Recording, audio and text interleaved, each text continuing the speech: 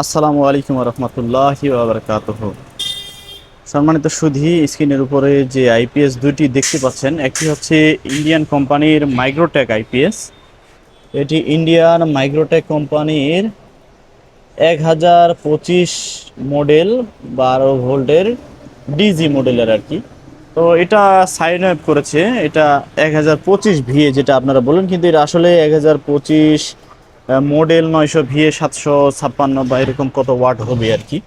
এটা এখানে বিশেষ করে ভালো করে পিছনে লেখা থাকে ক্যাপাসিটি 220 ভোল্ট 20 এম্পিয়ার। এই যে 925 ভিএ 740 ওয়াট, 740 ওয়াট ছোট্ট একটা ট্রান্সফর্মার দিয়ে তারা 740 ওয়াট করেছে। তো এখানে ভুলটা কি, মানে এর ফলটা কি আমি দেখাচ্ছি আপনাদেরকে। আর আমাদের আইপিএসটা আর ওই আইপিএসটার এর একটা বিশাল কিন্তু ব্যবধান আছে আউটপুট ভোল্টেজে এবং সাইন ওয়েভ শেপে একটা কিন্তু বিশাল ব্যবধান আছে।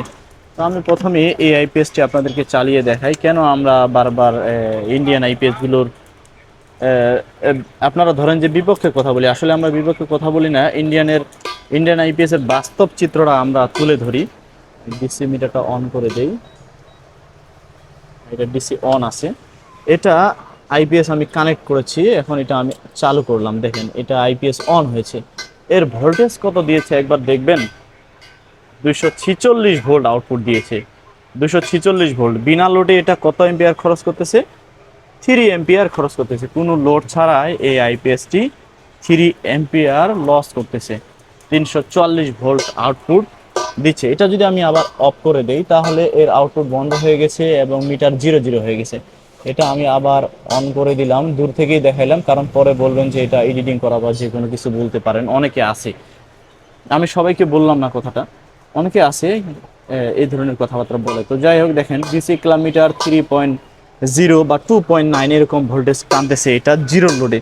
তো এটার সবচেয়ে বড় ইফেক্ট দাঁড়ায় হলো 342 ভোল্ট। এখানে যদি আপনি মোবাইল চার্জ করেন, আপনার মোবাইলের চার্জার কিন্তু নষ্ট হয়ে যাবে।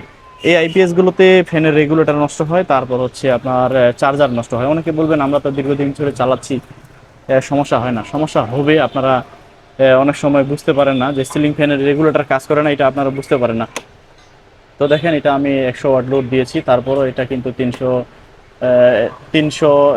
100 ওয়াট লোডে কত দাঁড়ায় দেখেন, 335। 300 ওয়াট লোড দিয়েছি, এখন দাঁড়িয়েছে 300 ওয়াট। তাইলে দেখেন 300 ভোল্টে এখন দাঁড়িয়েছে এটা, 300 ভোল্ট দেখাচ্ছে। হ্যাঁ, 298 বা 300 এরকম 300 ভোল্ট যদি এটা দেখায়, তাহলে এটা দিয়ে অবশ্যই আপনাদের পণ্য নষ্ট হবে 100%। আর এগুলো দিয়ে ফ্যানগুলো সেরকম ভালোভাবে চলে না। আপনারা দেখবেন ইন্ডিয়ান আইপিএস এর ফ্যানগুলো যখন ঘুরে তখন এটা একটা ঝনঝনানি আওয়াজ করে। সেই জায়গা থেকে কিন্তু ডিএসপি পিওর সাইন ওয়েভ আইপিএসগুলো এত ভালো। আমরা কিন্তু তামার তার দিয়ে আইপিএসগুলো তৈরি করি, দেখেন প্রত্যেকটা আইপিএস তামার তার দিয়ে তৈরি করি। এবং ট্রান্সফর্মারটা আর ওদের ট্রান্সফর্মারটার মধ্যে কিন্তু একটা বিশাল ব্যবধান আছে। অনেক ছোট্ট একটা ট্রান্সফর্মার 740 ওয়াট, আর এই দামের মধ্যে কিন্তু আমাদের একটু দাম বেশি পড়ে, যেহেতু আমরা তামার তার দিয়ে করি আর তারা হচ্ছে অ্যালুমিনিয়াম সিলভার তার দিয়ে তৈরি করে। দেখেন এটা যদি ভাঙ্গারিতে বিক্রি করেন কখনো 5-7 বছর পর, যখন এটা একবার অকেজ হয়ে যাবে, তখন এটা বিন্দু মাত্র দাম পাবেন না আপনারা। আর এটা এখনো লোড দেয়নি, আইপিএসটা জাস্ট আউটপুট হচ্ছে। তো এখানে কিন্তু কুলিং ফ্যান ঘোরা শুরু হয়েছে। আর আমাদেরটা হলো প্রোগ্রামিং সিস্টেম, এটা 69% হিট হবে যখন, তখন কুলিং ফ্যান স্টার্ট হবে, আর যখন ঠান্ডা হয়ে যাবে তখন আবার এটা কুলিং ফ্যান অফ হয়ে যাবে। তো এদের আবার এই সার্কিট আর আমাদের সার্কিট বা এদের ট্রান্সফর্মার আমাদের ট্রান্সফর্মার মধ্যে কিন্তু একটা বিশাল ব্যবধান আছে এবং আউটপুটেরও একটা ব্যবধান আছে। এটা 220 ভোল্ট আউটপুট, একুরেট আউটপুট দিবে, আর এটা 340 ভোল্ট আপনাদেরকে কিন্তু আউটপুট দিচ্ছে।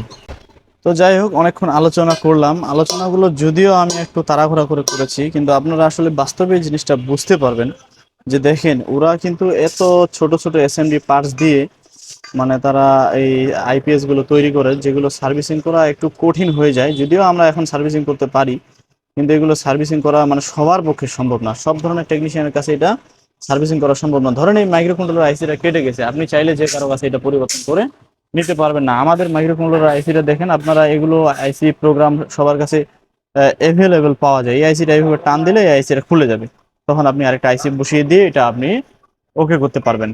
আর এই জায়গায় কি আপনি চাইলে এটা ওকে করতে পারবেন? কখনো এটা সম্ভব না। এটা ওই কোম্পানির কাছে আপনাকে সার্ভিসিং করে নিতে হবে।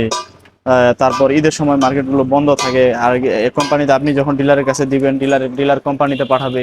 তো তখন 8-10 দিন সময় নেই। তো এই ধরনের এগুলা ঝামেলা। আর এটা তো আপনারা, আমি তো বললাম যে আইপিএস গুলো কি পরিমাণ একটা ব্যবধান, এই জন্য আপনারা এই আইপিএস গুলো একটু কম রেটে পান, আর আমাদের এই আইপিএস গুলো একটু বেশি রেট পড়ে যায়। আমাদের এটা 220 ভোল্ট একুরেট আউটপুট দিবে, যদি লোড 700 ওয়াট 800 ওয়াট পর্যন্ত, যেমন এটা 1000 VA 800 ওয়াট, আর এটা 1025 VA তে দিছে হচ্ছে 740 ওয়াট। তো আমরা 800 ওয়াট কি জন্য দিতে পারি, আমাদের হিটসিন অনেক বড়, আমরা মসফেট একটু বেশি ব্যবহার করি, অনেক দামি মসফেট ব্যবহার করি। আমাদের গেট ভোল্টেজ, মসফেটকে চালু করার জন্য যে ড্রাইভ ভোল্টেজ, সেগুলোতে আমরা টিএলপি 250 ব্যবহার করি, যেন এর গেট ভোল্টেজটা অনেক ভালো থাকে।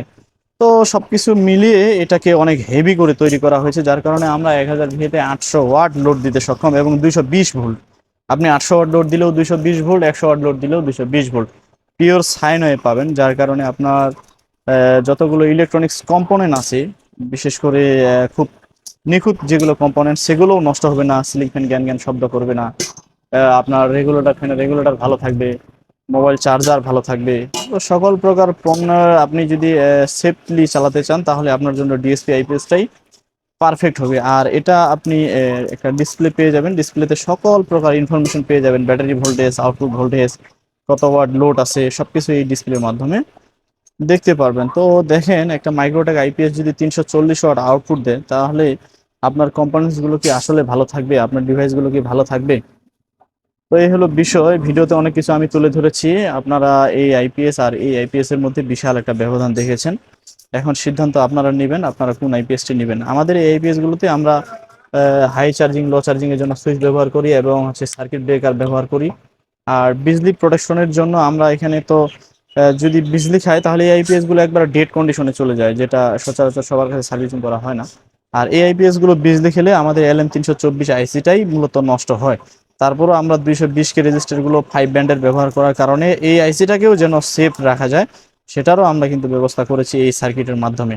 সহজেই নষ্ট হয় না, যদি একবারে ঘরের উপরে পড়ে, এই সেট করা থাকে, সেই ঘরের উপরে পড়ে বা আশেপাশে খুব কাছাকাছি পড়ে, তাহলে দেখা যায় LM324 আইসিটা কেটে যায়। 30 থেকে 40 টাকা দাম এই আইসিটা আমরা পরিবর্তন করে দিলেই হয়ে যায়। তবে এটাকেও প্রোটেকশন দেওয়ার জন্য আমরা 220K রেজিস্টারগুলো 5 ব্যান্ডের ইউজ করি, যেন এটা নষ্ট না হয়, এবং খুব কম নষ্ট হয়, শতে 2টা 3টা এরকম। আর ঠিক করা খুবই সহজ, আপনারা চাইলে এই আইপিএস গুলো আমাদের কাছে নিতে পারেন। 100% তামাতা দিয়ে তৈরি করি। বর্তমানে আমরা এই আইপিএস গুলো 12,000 টাকায় বিক্রি করতেছি। বাংলাদেশের যে কোনো জেলা থেকে আপনারা আমাদের কাছে নিতে পারবেন এই আইপিএস গুলো। 1 থেকে 2 হাজার টাকা অগ্রিম দিবেন, বাকি টাকাটা কুরিয়ারে দিয়েও নিতে পারেন। আর যারা আমাদেরকে চিনেন, আমাদের আগের চ্যানেলটা দেখছেন, আমাদের কাছে মাল নিয়েছেন, তারা তো আমাদেরকে অ্যাডভান্স টাকা পাঠিয়ে দেন। তো যাই হোক, সবাই ভালো থাকেন, সুস্থ থাকেন। আজকের ভিডিওটা এখানে শেষ করছি। এখানে ফিউজ দেওয়া আছে, যদি কেউ নেগেটিভ পজিটিভ ভুলবশত উল্টা লাগান, তাহলে ফিউজগুলোই কেটে যাবে। 40 অ্যাম্পিয়ারের ডিসি ফিউজ কিনতে পাওয়া যায়, এই ফিউজগুলো গাড়িতেও ইউজ করা হয়। সেখান থেকে কিনে গাড়ির যারা মোটরসাইকেল সার্ভিসিং করে, অথবা বাস ট্রাকের মাল বিক্রি করে, হ্যাঁ, অটো পার্টসের মাল বিক্রি করে, তাদের কাছে এই ফিউজগুলো কিনতে পাওয়া যায়। 40 অ্যাম্পিয়ারের 3টা ফিউজগুলো কিনে লাগিয়ে দিলে আবার আইপিএস চালু হয়ে যাবে। তো যাই হোক, এই আইপিএস এর কাজ আরো কিছু বাকি আছে, এটা গুছাবো সুন্দর করে, সামনে এখনো ডায়াল ফিটিং করিনি। সবাই ভালো থাকেন, ভিডিওটি এই পর্যন্ত শেষ করলাম। সবার সুস্থতা কামনা করে ভিডিওটি শেষ করছি। আসসালামু আলাইকুম ওয়া রাহমাতুল্লাহ।